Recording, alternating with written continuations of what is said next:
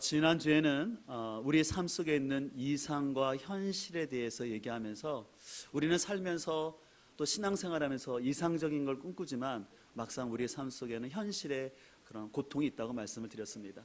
우리가 그동안 시편 23편을 묵상했지만 우리가 이 23편을 묵상할 때는 늘 우리의 삶 가운데 푸른 초장, 쉴만한 물가를 기대하지만 현실 속에 보면은 그렇지 않음을 우리가 말씀을 함께 나눠왔습니다.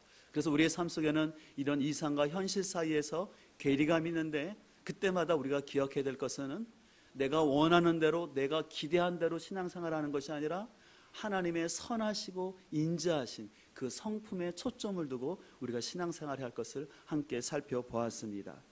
그래서 바로 우리 성도님들이 계속해서 나의 발행과 나의 소원에 초점을 두는 것이 아니라 우리는 오직 신실하신 그 하나님의 선한 성품을 초점 두고 함께 이 믿음의 여정을 잘 걸어갈 수 있기를 소망합니다.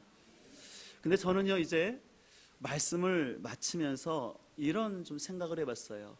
오늘 시편 23편 기자가 마지막 6절에서 내가 여호와의 집에 영원히 살리로다, 내가 영원히 거하겠다라고 했는데, 그러면 계속해서 여호와의 집에 거한 이후에 그 삶의 결과는 과연 무엇일까를 한번 저는 상상을 해봤습니다. 여러분들은 어떤 일이 일어났을까요? 여호와의 집에 영원히 거하였을 때 어떤 현상이 나타났겠습니까? 여러분 한번 잘 생각해 보시면 좋겠는데요. 첫 번째는 여호와의 집에 살면서 먹방을 잘해서 살이 잔뜩 쪘다. 두 번째는 여호와의 집에 살면서 UFC 이중 격투기에서 박치기 기술을 배워서 짱이 되었다. 세 번째는 여호와의 집에 살면서 새끼를 많이 낳아서 목자에게 사랑을 받았다. 어느 게 정답일까요? 네, 3번이겠죠. 고대 문헌에 보게 되면 그 양을요, 황금발굽의 짐승이라고 했습니다. 왜 그런 표현을 했냐면 양들은 저번에 말씀드린 것처럼 언덕이나 산깃을 이 평지들을 늘 잘 다니는데 신실한 목자에 의해서 그들이 주기적으로 움직이게 되면은 그들이 배설물들을 남기게 되는데 그 배설물들이 오히려 좋은 거름이 되어서 그 황폐해진 땅들을 골고루 잘 자라게 하는 좋은 목초지로 만들 수가 있습니다. 또 양은 보통 생후 2년이 지나게 되면 출산을 하게 되는데요, 한 번 출산을 하게 되면 한 마리에서 두 마리의 양을 낳게 되는데 보통 양은 7년에서 10년을 삽니다. 그래서 보통 건강한 암양은 일생 동안 10마리 이상의 새끼를 낳게 됩니다. 또 양의 그 고기는 아주 고단백이어서 사람들이 참 좋아해요. 여러분들 혹시 몽골이나 또 다른 지역 가서 양고기 드셔보신 분들은 아시겠지만 양고기는요, 저 개인적으로는 뭐 소고기에 비할 데 없는 참 고소한 맛이 있어요. 그리고 또 양은 그 젖이 늘 그 유목민들에게 귀한 역할을 하고 또 그 치즈가 만들어져서 그 유목 생활하는 사람들에게 많은 유익을 줬습니다. 그렇기 때문에 이 양은 황금 발굽의 짐승이라는 표현을 얻은 것처럼 많은 사람들에게 유익함과 사랑을 받는 동물이었습니다. 이 같은 차원에서 우리의 신앙도요, 내가 주님과의 사귐 속에 계속해서 거하면서 공동체 안에 있게 된다 그러면 건강한 신앙을 가진 사람이라면 그 삶 속에서 귀한 것들을 남길 수 있다고 저는 생각해 보게 됩니다. 여러분들은 어떻습니까? 한 해를 뒤돌아보면서 또한 여러분의 신앙을 뒤돌아보면서 과연 여러분은 여러분의 발자취를 통해서 과연 어떤 것들을 유산으로 지금 남기고 있는지요. 그런 차원에서 필립 켈러는 우리에게 다음 같은 질문을 하고 있습니다. 나는 평안을 남기는가 혼란을 남기는가? 나는 만족을 남기는가 불화를 남기는가? 나는 용서를 남기는가 원한을 남기는가? 실은 이 질문은 오늘 우리 모든 사람들이 스스로에게 해볼 질문이라고 생각합니다. 여러분들은 어떻습니까? 여러분의 올 한 해 동안 살면서 여러분의 삶 가운데 평안을 남겼습니까? 아니면 혼란을 남겼습니까? 여러분은 오늘 한 해 살면서 나는 하나님께 만족의 그런 고백을 했습니까? 아니면 나로 인해서 불화가 남겨졌습니까? 우리가 스스로 이 질문을 해보면서 그렇다면 오늘 이제 한 해를 마무리하는 이 예배 가운데 또한 새해를 준비하는 이 시간 가운데 과연 우리는 어떤 유산을 남겨야 할까요? 그래서 오늘 저는 이 시편 23편 6절 이후에 있는 말씀들을 제가 스스로 생각하면서 우리 안에 있어야 될 유산들이 무엇인지를 함께 생각해 보기를 원하는데, 우리는 무엇보다 첫 번째 삶의 자리에 평안의 유산이 있기를 간절히 소망합니다. 역대상 4장 39절 이하에 이런 말씀이 있습니다. 그들이 그들의 양떼를 위하여 목장을 구하고자 하여 골짜기 동쪽 그돌지경에 이르러 기름지고 아름다운 목장을 발견하였는데 그 땅이 넓고 안정되고 평안하니 이는 옛적부터 거기에 거주해온 사람은 함의 자손인 까닭이라 라고 있습니다. 하나님께서는요, 이 역대상인 이스라엘의 족보에 대한 얘기가 나오거든요. 그 족보가 나오는 중에 시므온 지파가 있었는데 그들이 땅을 찾게 나갔다라는 것입니다. 근데 땅을 찾다가 그들이 그돌지경에 이르렀는데 아주 기름지고 아름다운 목장을 발견했다는 것이에요. 근데 그 땅은 어떤 땅이냐면 넓고 안정되고 무엇보다 평안이 있다라고 얘기하고 있습니다. 사람이 어떤 곳에 정착하냐면 평안한 데 사람을 정착하는 거거든요. 사람들이 어느 곳에 모이냐면 다툼과 분열이 있는 것이 아니라 평안한 가운데 사람들은 모이게 되어 있습니다. 그런 의미에서 우리의 삶 속에서도 이런 평안이 가득 넘쳐야 할 줄 믿습니다. 여러분들 잘 아는 것처럼 양은 겉으로 보면 굉장히 순한 동물 같지만 굉장히 고집이 세고 그래서 서로 들이받기를 잘하죠. 그래서 저번에 영상에 보신 것처럼 양들이 화가 나면 서로 머리를 팍팍 부딪힐 뿐만 아니라 자동차에도 그냥 들이받는 그 양의 습성을 여러분들 보셨을 것입니다. 그렇기 때문에 목자가 늘 양들을 살피면서 서로 다툼이 없게 해야 되고 또한 그들에게 기름을 충분히 발라줘서 그 양들이 서로 부딪히더라도 그것이 서로 상하지 않도록 하는 이 목자의 돌봄이 있어야 하는 것을 볼 수가 있습니다. 근데 이 양들은 말씀드린 것처럼 겉으로는 순한 것 같지만도 그들 안에 그 고집이 있어요. 그러니까 자기들끼리 서로 서열에 대한 것들도 있고 자주 다투는 것을 볼 수가 있어요. 근데 사람 관계도 마찬가지인 것 같습니다. 우리가 목장이나 또 사역을 하면서 뜻하지 않는 그 다툼이 일어나는 것을 볼 수가 있는데 이 대부분의 다툼은 자기 의의가 강한 사람들, 그래서 다시 말해 자기가 주인 되어서 자기 목소리를 크게 내고자 하는 사람들로 인해서 다툼이 많이 발생하는 것을 볼 수가 있습니다. 우리가 가정 안에서도 마찬가지인 것 같아요. 부부 간에도 아주 작은 불평이 사소하지만 그것이 큰 다툼이 돼서 감정적인 폭발을 일어나는 것을 볼 수 있고요. 또한 사소한 분노가 있었는데 그것을 오히려 입 밖으로 내므로 인해서 또 아이들을 이렇게 때림으로 인해서 더 분노가 더 일어오는 걸 부모들의 얘기를 볼 수가 있어요. 그래서 부모님들이 아이를 훈육할 때 그냥 올바른 말로 감정이 다운된 상태에서 하면 되는데 그냥 부모들이 화가 난 상태에서 아이들을 체벌을 하거나 하면 더 감정이 올라가지고 더 격한 말을 하고 더 때리는 것을 보죠. 그러는 부모님이 또 후회를 하죠. 아, 내가 또 왜 이렇게 했나라고 하는 것을 우리가 볼 수가 있습니다. 그래서 우리의 삶 속에서 그때 조금만 참고 지나가면 서로가 좋았을 텐데 그 자신의 그 분노를 참지 못하고 그것을 막 발산함으로 인해서 그 주변 사람들을 불안하게 만들고 또 자기 스스로도 나중에 시간이 지난다면은 아, 내가 왜 그런 말을 해서 그렇게 행동을 해서 내가 참 부끄러웠다라는 느낌을 갖는 것을 볼 수가 있습니다. 그렇다면 우리의 삶 속에서 어떻게 평안의 삶을 우리가 누릴 수 있을까요? 저는 그것을 우리가 지난주에 큐티하신 분들은 아시겠지만 우리가 함께 묵상했던 빌립보서 2장 5절 이하를 통해서 그 교훈을 찾고자 하는데요. 우리 빌립보서 2장 말씀을 보겠습니다. 빌립보서 2장 5절 이하의 말씀을 함께 살펴볼 텐데요.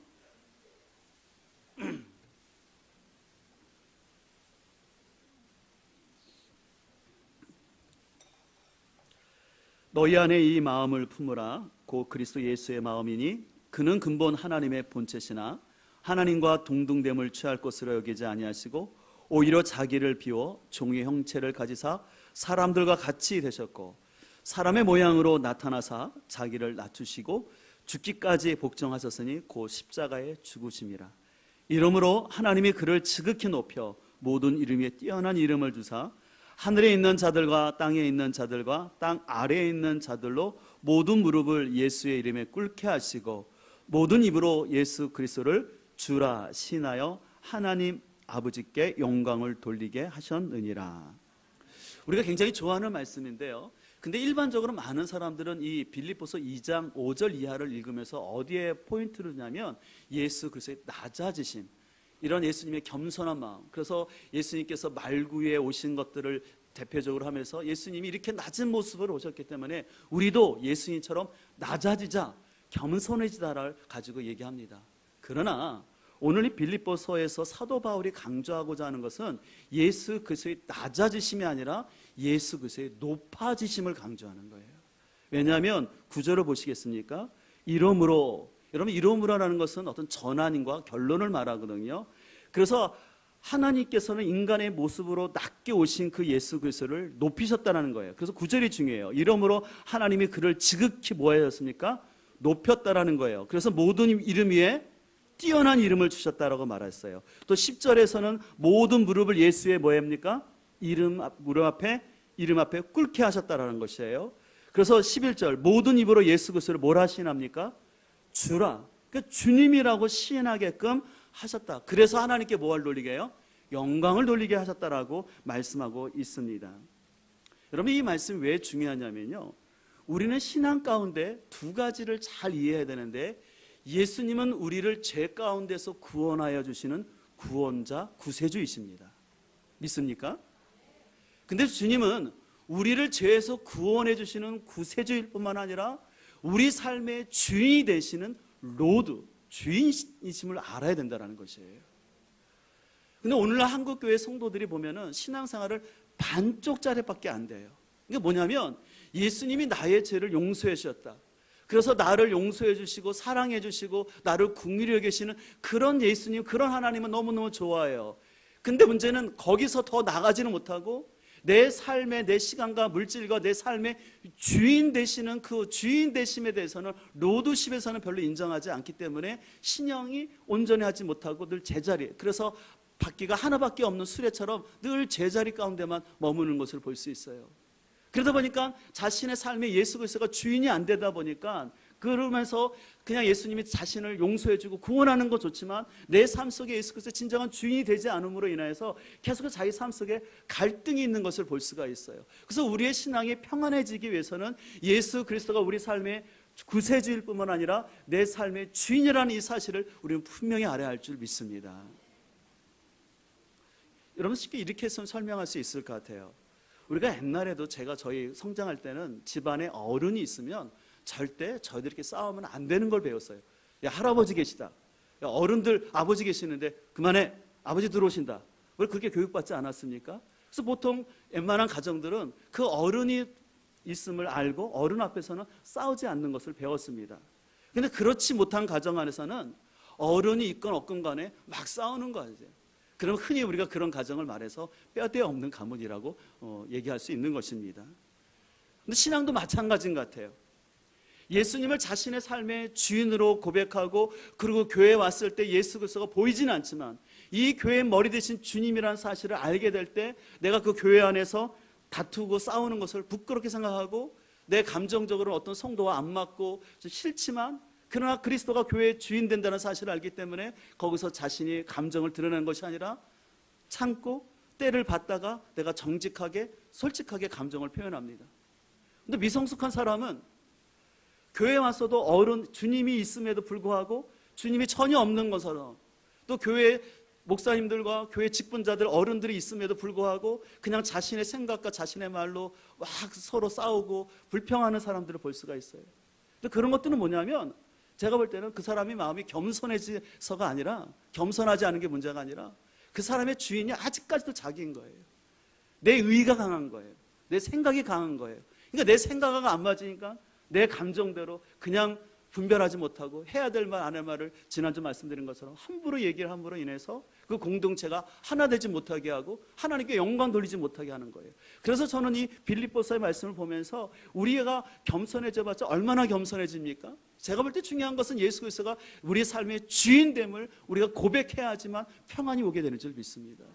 우리가 여러분들이 얼마나 도덕적 수양을 해서 내가 겸손해지는 것이 아니에요.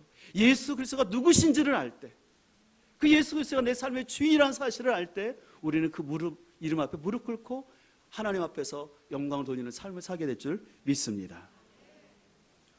그렇기 때문에 여러분의 삶에 또 여러분의 후손 가운데 이 평안의 열매가 있기를 원하신다면 우리는 날마다 예수 그리스도께서 나의 구원자일 뿐만 아니라 주님이라는 사실을 고백하고 우리의 입술과 우리의 생각을 주님 앞에 복종시켜야 할 줄 믿습니다. 만약에 그렇게 하지 않았을 때 하나님께서는 분명히 민수기 14장 27절을 통해서 말씀을 하시고 있습니다. 나를 원망하는 이 악한 회중을 내가 어느 때까지 참으랴. 이스라엘 자손이 나를 향하여 원망하는 바 그 원망하는 말을 내가 들었노라. 너희 말이 내 귀에 들린 대로 내가 너희에게 행하리니. 여러분 잘 아시는 말씀이죠. 이스라엘 백성들이 하나님의 전적인 은혜로 출애굽을 했습니다. 그래서 광야길 가운데 광야에 어려움이 있었어요. 그리고 그들 가운데 하나님이 이제 가나안 땅을 가도록 정탐을 시켰습니다. 근데 그 가운데 늘 고라 자손들은 조금만 불평해도 원망과 불평을 할 수밖에 없었죠. 그러다 보니까 하나님께서 뭐라고 말씀하시냐면, 그렇다면 네가 너희들이 그렇게 원망하는 대로 내가 내 귀에 들린 대로 그대로 행하여 줬다고 하나님 엄한 심판하셨고, 말 그대로 고라 자손과 그 후손들은 약속의 땅에 들어가지 못했던 것을 잘 알 수 있습니다. 이에 반해서 여호수아와 갈렙은 비록 환경은 어렵지만 하나님께서 약속하신 말씀이 있기 때문에 우리는 이 땅을 차지할 수 있다라고 믿음으로 선포하고, 그래서 그 혼란 가운데 있는 백성들을 잠잠히 시켰을 때 그 후손들과 그들은 가나안의 땅에 들어가서 하나님의 구속의 역사를 이루는 하나님의 귀한 동역자가 된 줄 믿습니다. 그렇기 때문에 우리는 이 땅을 살아가면서 늘 평탄할 수만은 없습니다. 내가 출애굽의 은혜를 경험해더라도 내 삶의 가나안에까지 가기 위해서는 광야의 어려움이 있습니다.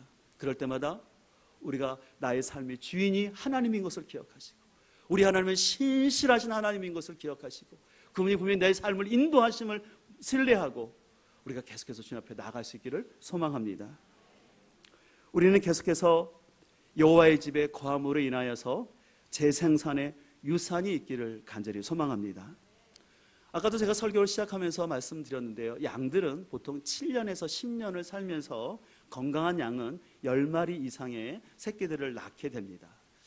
근데 만약에 어떤 양이 하루는 이런 생각을 하는 거예요.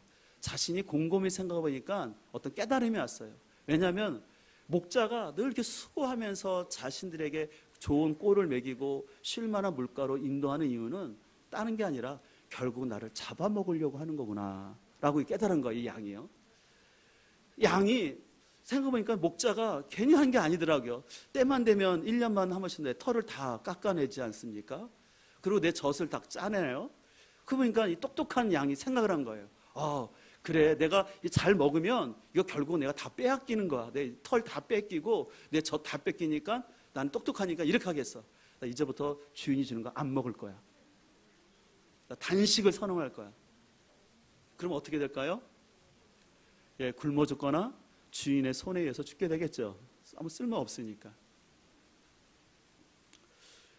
여러분들 저번에 지난 설교하면서 제가 슈렉이라는 양 기억하시죠? 보여드렸었는데, 이 슈렉이라는 양이 그 주인의 손길을 피해서 도망도망 다니면서 털을 안 깎았어요. 그랬을 때 여러분들 크기가 기억나시죠? 보기만 해도 부담스럽지 않습니까? 근데 슈렉 저 양을 깎아냈더니 그 털 키로수가 27kg가 나왔다더라고요. 여러분 27kg를 늘 지고 다녔으니 좋았겠습니까? 그리고 아시는 것처럼 양은 뒤집어지면 못 일어나군요, 스스로. 저런 몸을 하고 있다가 만약에 뒤집었으면 어떻게 됐겠습니까? 그럼 다행히 주인에게 발견돼서 저 털을 깎고 더 건강한 양이 될 수 있었는데, 그래서 목자가 양을 돌보는 이유는 분명합니다. 목자는 양을 잘 길러서 그를 통해서 털을 얻고 또 고기를 얻고, 그렇기 때문에 목자는 이 양들을 잘 돌보는 게 당연한 겁니다. 그렇기 때문에 목자는 이 일을 위해서 밤새 수고하고 집을 떠나서 몇 달씩이나 양과 함께 이렇게 동거동록하면서 돌보는 거 아니겠습니까? 그런 의미에서 여러분들, 오늘날 우리가 계속해서 교회의 영혼을 위해서 우리가 교회가 많은 신자를 얻고자 하는 것은 단순히 교회를 크게 하려는 게 아니에요. 교회의 존재의 목적은 누군가는 복음을 듣지 못하여서 죽어가고 있는 그 영혼을 구원하여서 주님 오실 때, 아니 언제 우리가 주님 앞에 갈지 모르지만 우리 앞을 한지도 모르기 때문에 한 영혼이라도 복음을 듣고 구원하기 위해서 우리가 복음을 전하는 줄 믿습니다. 교회를 크기 위해서 하는 게 아니에요. 간혹가다 좀 삐딱한 생각을 하는 성도는 이렇게 해요. 교회가 열심히 전도하는 것은 그냥 교회가 커지려고 그래. 그래서 교회가 커서 건축하려고 그래. 여러분 너무 어리석은 생각을 하는 사람 같아요. 여러분들 교회가 왜 이 땅에 존재합니까? 여러분 분명히 아셔야 돼요. 그냥 우리끼리만 조싸우니 그 새가족들이 오는 게 싫고 그냥 기존의 성도들끼리만 우리끼리 쎄쎄쎄 하면서 사는 게 교회가 아닌 거예요. 교회의 존재 목적은 복음을 알지 못하는 사람들에게 복음을 전할 뿐만 아니라, 그래서 그들에게 복음의 진리 가운데 쓰게 할 뿐만 아니라 그들이 하나님 백성이 되어서 하나님 부르신 곳에서 하나님 나라를 통치하게 살도록 훈련하는 것이 교회인 줄 믿습니다. 근데 이런 가치관이 없는 사람들은 자꾸 이상한 생각을 하게 되고, 또 이상한 생각을 하다 보니까 당연히 그 삶 속에 유산이 없는 거예요. 새끼를 낳지 못하고, 그래서 교회 신앙생활을 오래 했다고 하지만 그 사람을 통해서 전도가 되는 사람이 없을 뿐더러 새로운 사람이 왔을지라도 오히려 그 사람 때문에, 그 사람의 행동 때문에 새가족들이 상처를 받아서 나가게끔 만들어요. 그러면 그도 자신은 똑똑하다고 막 이런 저런 얘기를 하는 것이죠. 그러나 착한 양은 목자의 음성을 잘 듣고, 그래서 때가 되면 새끼를 낳고 또한 털갈이를 통해서 풍성하게 하는 걸 볼 수 있어요. 여러분 지금 양 새끼들을 제가 사진을 좀 구해 보는데 얼마나 귀엽습니까? 근데 저런 양도요 2년이 지나면 뭐예요? 또 자기도 재생산을 할 수 있다는 것이에요. 그렇다면 여러분, 우리가 어떻게 해야 재생산을 할 수 있을까요? 그것은 바로 에스겔서 36장을 보면 알 수 있는데요, 에스겔서 36장 30절에 이런 말씀이 있습니다. 주 여호와께서 이같이 말씀하셨느니라. 그래도 이스라엘 족속에 이같이 자기들에게 이루어지기를 내게 구하여야 할지라. 내가 그들의 수요를 양떼와 같이 많아지게 하되 제사 드릴 양떼 곧 예루살렘이 정한 절기의 양 무리같이 황폐한 성읍을 사람의 떼로 채우리라. 그리한즉 그들이 나를 여호와인 줄 알리라 하셨느니라. 이 말씀은요, 이스라엘 백성들이 이제 포로기의 고통 가운데 있는 그들을 향해서 하나님이 그들을 회복하실 것이라는, 그리고 회복할 뿐만 아니라 너에게 큰 부흥을 주실 것이다. 그래서 지금 예루살렘이 황폐한 곳이지만 아니다, 나의 열심으로 너희들 다시 회복하여서 너희 이곳에 사람이 가득한, 그래서 너희들이 하나님 앞에 제사들이 나올 때 풍성한 양떼를 데리고 있을 것이고 이 땅에 많은 사람들이 거주하게 될 것이다라고 오늘 하나님께서 이 부흥의 말씀을 주시는 것이에요. 근데 하나님께서 오늘 이 말씀을 하시면서 이스라엘이 해야 될 것이 있어요. 그것은 뭐냐면, 그래도 하나님이 이러한 부흥을 주시도록 그들이 뭐 해야 합니까? 하나님께 구하여야 할지라. 다시 말해서 하나님께 기도해야지 이 부흥을 주시겠다고 말씀하시는 거예요. 제가 말씀드리지만 하나님은요, 우리의 도움 없이도 하나님이 부흥을 일으킬 수 있어요. 오히려 사랑과 하지 않고요, 하나님 혼자 하시면 편해요. 근데 왜 참 연약하고 변덕이 이루 말할 수 없는 우리에게 같이 하나님의 이 일을 하기를 원하십니까?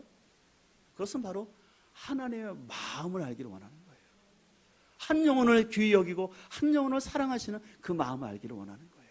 그리고 그 영혼들이 회복되어졌을 때 그 기쁨을, 그 상급을 같이 누리기를 위해서 하나님에게 우리에게 주신 귀한 축복인 줄 믿습니다. 그래서 하나님은 언제나요, 하나님의 때에 하나님의 사람들을 쓰는데 어떤 사람을 쓰시냐면 바로 기도하는 사람을 쓰신 줄 믿습니다. 또 하나님의 교회를 쓰시지만 그냥 아무 교회나 쓰시지 않고 기도하는 그 교회를 하나님이 그 시대 가운데 사용하시는 줄 믿습니다. 근데 여러분, 기도는 실은 희생이에요. 제 개인적으로 이렇게 목회를 하면서 기도만큼 어려운 게 없더라고요. 실은 중보 기도하는 건 교회에서 잘 티가 나지 않아요. 잘 어려워요. 오랜 인내가 필요해요. 하다못해 새벽 예배를 꾸준히 지키시는 분들도 어떻습니까? 새벽에 아침에 일어나는 게 너무 어렵잖아요. 특별히 좀 추워지는 날 새벽 4시 반에 일어나서 그 추위를 뚫고 와서 기도하고 간다는 게 쉽지가 않거든요. 근데 저는 개인적으로 생각할 때 그 교회의 건강도를 볼 때 저는 그 기도에 얼마나 많은 사람들이 있느냐, 저는 무시할 수 없다고 생각합니다. 그래서 기도는요, 자기 희생이 있어야만 하는 거예요. 그래서 육체의 피곤함을 이겨야 되고, 어떻게 보면 자신과의 싸움을 이겨야 되고, 내가 더 세상적으로 바쁘고 더 볼 것도 있지만 내가 내일 새벽 기도를 위해서, 내가 기도하는 삶을 위해서 보고 싶은 것도 절제하고 때가 되면 자고, 그래서 힘들어서 나와서 계속해서 자신만을 위해서 기도하는 것이 아니라 교회에 나와서 교회와 나라와 민족을 위해서, 또 연약한 성도들을 위해서 기도하는 그 희생에 있을 때 하나님의 놀라운 부흥은 일어나게 되는 줄 믿습니다. 여러분, 그래서 고대에 3D 업종이 있었어요. 그래서 고대 사람들은 이 직업을 가지면 천시하고 이걸 싫어했어요. 첫 번째는 뭐냐면 의사였어요. 왜냐하면 의사는 늘 피를 만져야 되기 때문에 의사를 싫어했어요. 두 번째는 구두장이를 싫어했어요. 구두장이라는 건 뭐냐면 소가죽을 통해서 구두를 만드는 사람이기 때문에 늘 부정한 피를 만져야 되니까 싫어했어요. 세 번째로 싫어했던 것이 목자였어요. 여러분, 목자는 그냥 가운 입고 멋있게 그냥 지팡이 짚고 다니는 게 절대 목자가 아니에요. 목자는요, 뒹굴면서 양밭이 만지면서 거기서 먹고 자기를 하기 때문에 너무 시커매요. 제가 몽골 가서 봤던 그 목자의 모습을 보고 저는 환상이 깨졌어요. 저 멀리서 말을 타고 오기에 전 기대했어요. 근데 웬걸요, 제 앞에 내렸는데 얼굴이 시커하더라고요. 아프리카 사람일까 할 정도로 시커하더라고요. 얼굴만 시커먼 것이 아니라 그분 주위에는 늘 파리들이 가득하더라고요. 왜냐하면 옷을 제대로 못 갈아입고 양떼와 같이 생활하니까. 그래서 제가 거기서 깨달았어요. 아, 목자는 편한 직업이 아니구나. 희생하고 애써야지만 양들이 키워지는구나. 그래서 저는 신을 목회를 하면서도 저는 제 목회 가운데 편하려고 저는 목회하지 않습니다. 실은 목회자가 피곤하고 때로는 어려워야지 교회가 풍성해지는 것이죠. 그냥 놀고 먹고 편하고 기분 좋게 분위기만 좋게 목회하려고 그러면 저는 길을 들었지 않았겠죠. 그래서 이런 수고가 있어야 되는데 왜 이런 수고가 있어야만 그 기름지냐면 아까 말한 것처럼 그 땅이 큰 기름지기 위해서는 그 배설물과 그 목자의 땅과 애씀이 있어야지 그 땅이 기름지지, 목자가 희생도 안 하는데 그냥 양들이 새끼를 낳을 수 있는 건 아니에요. 양들도 마찬가지예요. 목자의 음성을 들으면서 목자에 따라 이동할 때 이동하고 머물 때는 머물고 계속해서 훈련이 돼야지 그 몸이 건강해져야지만이 재생산을 할 수 있지. 옛 자아를 그대로 꽉 붙잡고 있고 고집되어지고 마음이 딱딱하게 굳어진 상태에 있으면요, 절대 그 심령을 통해서는 재생산이 일어날 수도 없고 사람이 세워질 수도 없어요. 그래서 마음이 그 심령 가운데 기도의 불이 있는 사람에게, 그 기도의 능력이 있는 사람들에게 영혼들이 회복해지는 놀라운 역사가 나타나게 되는 줄 믿습니다. 그런 의미에서 우리 교회가 이제 내년 신년의 첫째 날에 하고자 하는 것은 10시간 연속 예배예요. 어떤 분들은 목사님 송구영신 예배 드렸는데 뭐 첫날부터 이렇게 유별스럽게 저런 거라요? 라고 생각할 수 있어요. 아닙니다.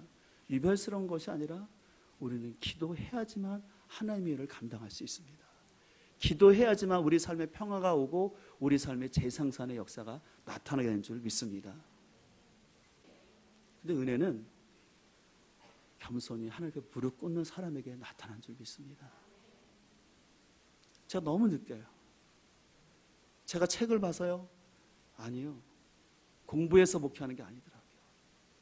그래서 끊임없이 제가 우리 교육자들에게 동기부여하고 하는 게 기도해야 된다. 기도하지 않으면 안 된다. 지금 기도 훈련 받지 않으면 안 된다. 이것은 우리 교육자들의 고백이 아니라 우리 교회의 고백이 되기를 간절히 소망합니다. 그래서 늘 제 삶 속에서 제 사역서 우선순위를 두고자 하는 것은 하나님께 기도하려고 애쓰는 거예요. 많이는 못하지만, 잘하지는 못하지만 그래도 기도하려고 할 때 거기에 하나님의 은혜가 임하게 되고 거기서 하나님의 역사가 나타나게 되는 줄 믿습니다. 제가 설교를 시작하면서 양은 황군 발굽을 가진 짐승이라고 표현을 했습니다. 여러분들은 올 한 해 동안 여러분의 발자취를 뒤돌아보면서 어떤 것들을 남기셨나요? 한번 여러분 가만히 여러분 올 한 해를 뒤돌아보시면서 여러분의 신앙의 여정 가운데 무엇을 남겼는지 생각해 봤으면 좋겠습니다. 저는 설교를 준비하면서 올 한 년을 뒤돌아볼 때 참 우리 성도님들 생활도 너무너무 참 감사했어요. 변함없이 자신이 있어야 할 자리에서 묵묵히 자신의 일을 감당하고 기도로 동역해주고 또 자신의 삶에 귀한 물질을 들여서 하나님 나라를 위해서 동역하는 많은 성도님들이 있습니다요. 너무 감사했습니다. 그러나 어떤 분들에게는 좀 아쉬움과 또 후회가 되는 분도 있을 것이에요. 그러나 그 모든 것들을 오늘 이 시간 대나무가 매듭을 짓고 더 성장하듯이 우리가 매듭 질 거는 잘 매듭 짓고 새로운 새해를 주님과 함께 기도와 함께 나가길 소망합니다. 우리 주님은 과거를 가지고 탓하시는 분이 아니라 우리 현재를 보시고 미래를 바라보신 줄 믿습니다. 그래서 고린도서 5장 17절에 그런즉 누구든지 그리스도 안에 있으면 새로운 피조물이라. 이전 것은 지나갔으니 보라 새 것이 되었다는 말씀을 기억해야 될 줄 믿습니다.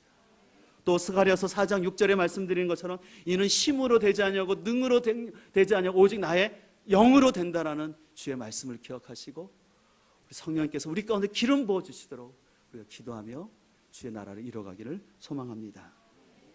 이 시간의 말씀을 정리하면서 우리 함께 좀 찬양했으면 좋겠는데요, 아마 올 가장 연말에 어울리는 찬양이 아닐까 생각합니다. 그것은 바로 내 인생 여정 끝내어라는 찬양입니다.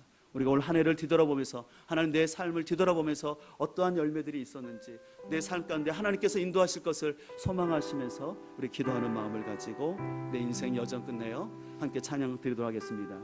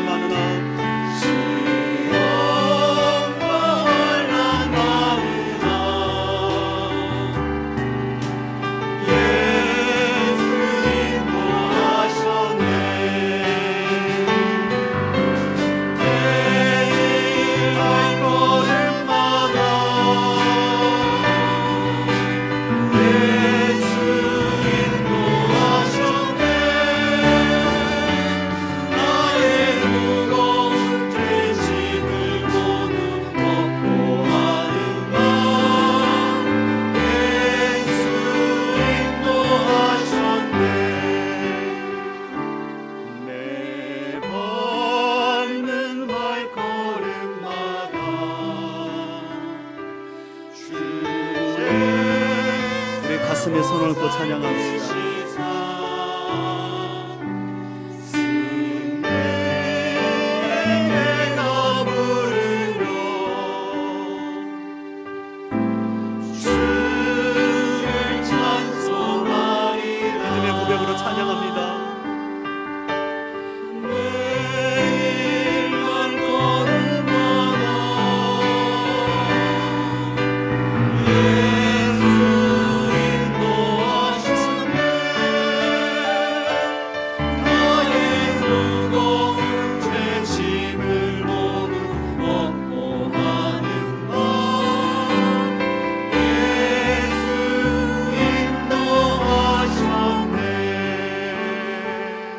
가슴에 손을 얹고 좀 기도하기를 원합니다.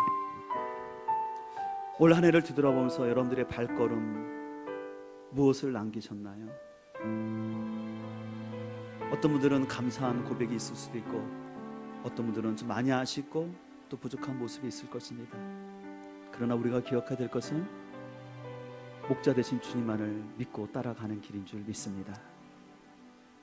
무엇보다 주님이 나의 구원자일 뿐만 아니라 내 삶의 주인인 것을 고백하여 하소서. 나의 모든 부분에 있어서 내 감정까지도 주님께 의탁하며 무릎 꿇게 하여 주옵소서. 그래서 내 삶에 주님이 주시는 평안이 있게 하여 주옵소서. 또 내가 주의 말씀 앞에 온전히 따름으로 인해서 제 생산의 역사가 있기를 원합니다. 그냥 나 겨우 구원받고 때로는 내 신앙도 제대로 유지 못하면서 왔다 갔다 하는 그런 인생 되지 않게 하여 주시고, 내 삶에 하나님 기도의 은혜가 부어지게 하여 주시고, 말씀의 은혜가 부어져서 나로 인해서 영적인 재성상이 일어나게 하여 주시옵소서. 나로 인해서 영혼들이 회복되어지는 그 은혜를 베풀어 주시옵소서.